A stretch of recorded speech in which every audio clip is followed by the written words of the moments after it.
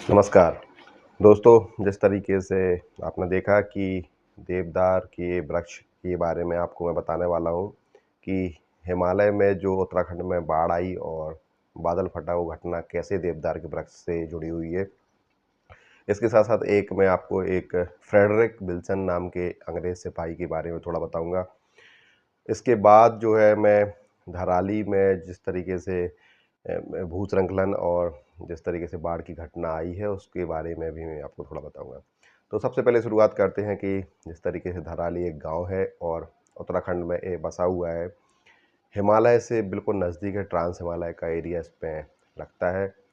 इसमें देवदार के वृक्ष जो है वो बहुतायत में पाए जाते हैं। देवदार एक महत्वपूर्ण लकड़ी होती है जिसको हिमालय के जो है उसका नेटिव अगर माने तो कहना गलत नहीं होगा।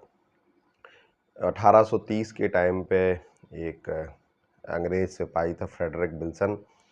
वो जो है इंडो अफ़गान जो युद्ध हो रहा था उसमें अपना काम कर रहा था और उसके दिमाग की उपज ये थी कि किस तरीके से उत्तराखंड के जो देवदार के वृक्ष हैं उनको काटा जाए। तो उसने हिमालय में जो टहरी एक जगह है उसमें के राजा से अनुमति लेकर जिस तरीके से देवदार के वृक्ष को काटने का अभियान प्रारंभ किया, उसी का नतीजा है कि आज धराली में किस तरीके से बाढ़ और आप मलबा इसमें देख रहे हैं।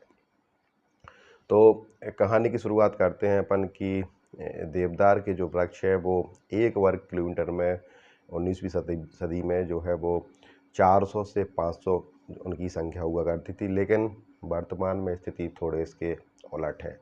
अब जो संख्या है वहाँ पे 200 से 300 के आसपास है। तो निश्चित तौर पर आप कह सकते हैं कि किस तरीके से देवदार के वृक्षों की संख्या लगातार घटी है और घटी इस तरीके से है कि लगभग आधी ही रह गई है।